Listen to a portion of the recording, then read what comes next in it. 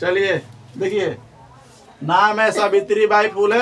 इनका जन्म हुआ था 3 जनवरी 1831 में। 3 जनवरी 1831 में। जन्म स्थान क्या है बाबू? महाराष्ट्र। क्या है? महाराष्ट्र। हमारे भारत का एक राज्य है जिसका नाम है महाराष्ट्र। महाराष्ट्र में एक शहर है पूना। क्या है? पूना।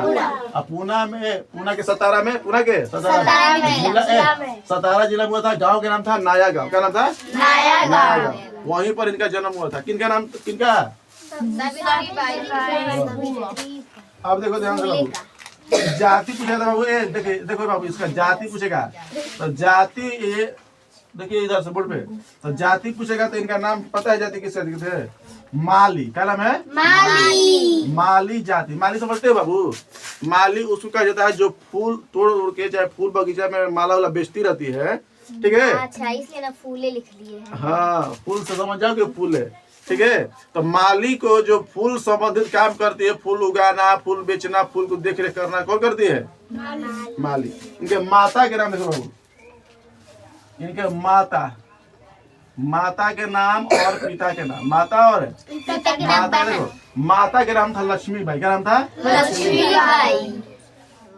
लक्ष्मीबाई फूले। लक्ष्मीबाई। क्या नाम था? लक्ष्मीबाई। लक्ष्मीबाई। अब सुनो, पिता के खांडे जी। क्या नाम था? खांडे। ठीक है? आज समझ में? क्या नाम था? खांडे जी। कुछ ऐसे ही करके नाम था, थोड़ा सब अधूर नहीं आ पा रहा है, मतलब ऐसे ही कुछ करके नाम था। ठीक है? तो सुनो, इनका जब मात्र 9 साल की थी, 9 साल के जैसे ही हुई, इनका विवाह हो गया 11 साल की लड़की से। 11 साल के लड़की से। तो विवाह पूछेगा बाबू।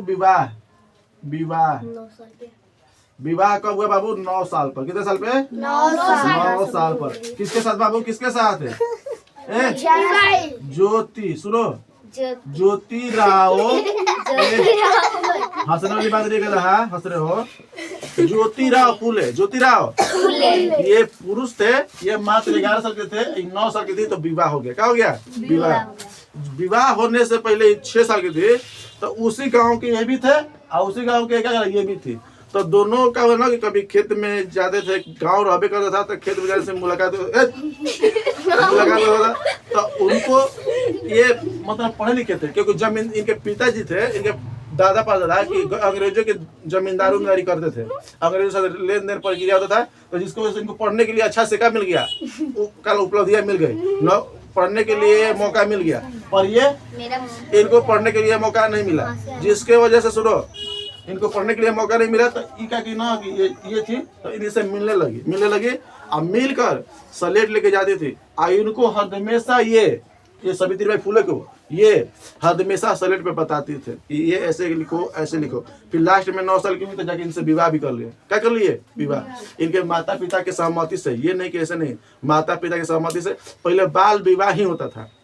आज तुम लोग 9 साल की कोई लड़की नहीं होगी, 9 साल से ऊपर ही होगी सब।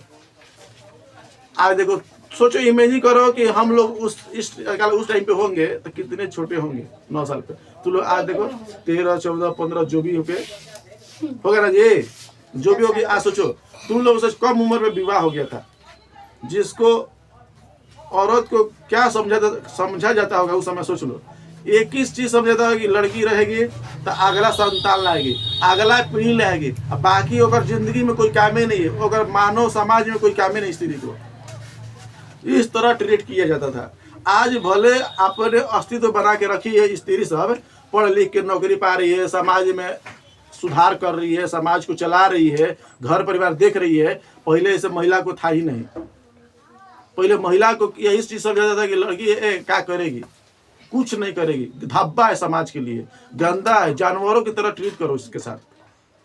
आज तुम लोग इमेजिन नहीं कर सकते कि वैसे साथ औरतों के साथ होता होगा। सोचो कि महिलाओं के अच्छे से बैठो, पे देखो साहब, बोर्ड पे लड़की आ जाती है, आए समझ में?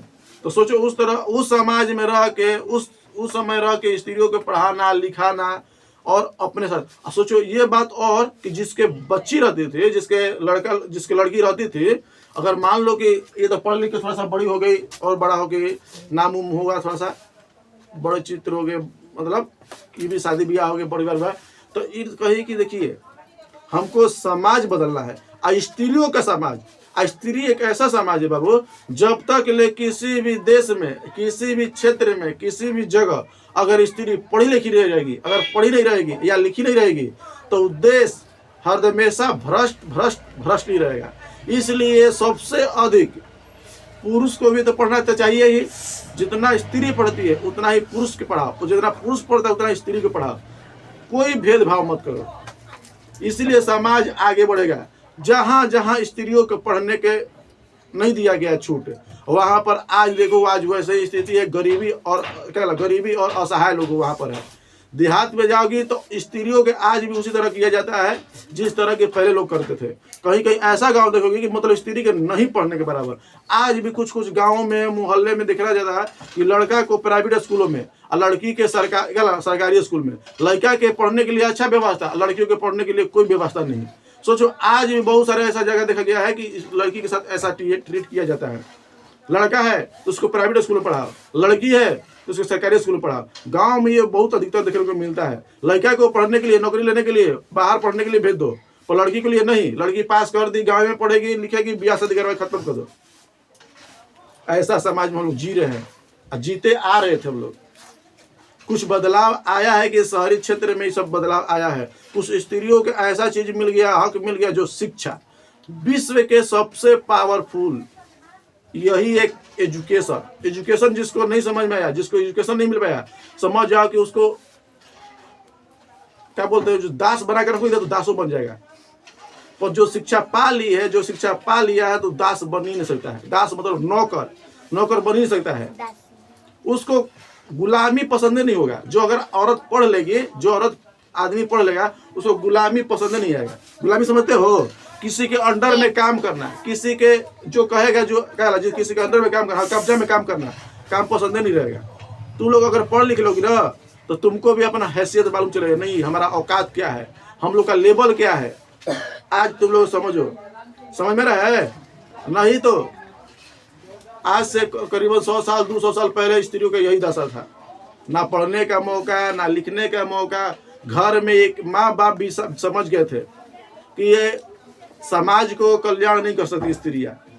पर देखो, जन्मी 3 जनवरी 1831 में सावित्रीबाई फुले शिक्षा में क्रांति ला दी। खुद ही शिक्षा बनी और घर में ही स्कूल अपना खोली, घर में ही अपना स्कूल खोली। पहले महिलाओं को अगर मान लो कि कहीं कि आपका बेटी को पढ़ाना चाहते हैं तो अपना बेटी नहीं देता था। उसकी माँ अपनी बेटी को नहीं देती थी कि नहीं हमारी बेटी नहीं पढ़ेगी, पढ़ लिख लेगी तो जाके पराया लड़कों के साथ मिलेगी, बैठेगी, देखेगी। ये सोच था पहले। अगर मान लो यहाँ पर हम लोग लड़का लड़की पढ़ रहे साथ में ना, ऐसा ट्रीट करने के पहले उसको गंदा माना जाता था। अगर लड़की लड़का के साथ पढ़ लेगी, पराये आदमी के साथ, तो गंदा क्या अशुभ हो जाएगा, खराब चीज हो जाएगा, खराब सोच आ जाएगा। ऐसा ट्रीट किया जाता था। पर आज हमको ये सब मालूम ही नहीं है कि पहले ऐसा भी होता था। स्त्रियों को बाहर निकल जाए तो उसको गार्जियन मार के ऊपर पैर हाथ तोड़ देते थे। बस बाहर निकलने के लिए बाहर उसको पर्दा पड़ता था, उसको घर में ही रहना था। आज देखो तुम लोग कितना फ्रीडम है कि घर से बाहर निकल के स्कूल, ट्यूशन, कॉलेज जहाँ जाना जा रही हो। ये किसका देन है? उन्हीं का देन है। बाबू धीरे धीरे धीरे ये पूरा भारत में पूरा हो गया। क्लियर समझ में रहे? तो हम उस औरत को नहीं जानते हैं जो स्त्रियों को इस मकाम पे पहुंचाया है। कभी नहीं बोलना इस औरत को कभी मत बोलना, नहीं तो जूती बराबर समाज हमको रखता है। समाज के अनुसार देखो तो आज हमको जीने नहीं देता। आज भी औरतों को उसी हाल में रखता है जिस तरह पहले भी रहती थी। शिक्षा वही है बाबू। आजादी जो करता है उसको उसी को आजाद बना देता है, उसी को आजाद कर देता है, गुलामी कर देता है। इसलिए आजादी जिंदगी में चाहिए। जानवर को हम बांध के क्यों रखते हैं? कोई गुलाम है, जानवर को जो जैसे करता है। पर सोचो, इंसानों को बांध के रखती है रस्सी में नहीं, क्योंकि हम आजाद है। जानवर लोग गुलाम होते हैं, तो औरतों को गुलाम बना के रखा जाता है। औरतों को जानवरों समझ के रखा जाता है। रस्सी में ना बांध के घर में रखा जाता था, नहीं जाएगी पढ़ने। अब देखो, पहले गार्जियन शिक्षा के आज के शिक्षा के जो महत्व था समझ में नहीं करते थे। कोई शिक्षा भी चीज होती है, कोई शिक्षा का नाम भी होता है। नहीं, कोई मतलब नहीं। हमारी बेटी नहीं पढ़ेगी, समाज में जाएगी, पुरुषों के साथ पढ़ेगी तो उसका साइड इफेक्ट पड़ेगा। खराब विचार आएगा। सोचो कि नया सोच के नहीं सोच रही है, खराब विचार आएगा। पढ़ लेगी तो कौन लड़का के लेटर लिख के दे देगी। ये देखो गंदा नीति। ये नहीं सोच रही कि पढ़ लिख के ऑफिसर बन जाएगी, पढ़ लिख कर शिक्षक बन जाएगी, इंजीनियर बन जाएगी, पायलट बन जाएगी। ये नहीं सोच रही है। पढ़ लिख लेगी ना तो कौन लड़का के लेटर दे देगी। उसका विचार ये था।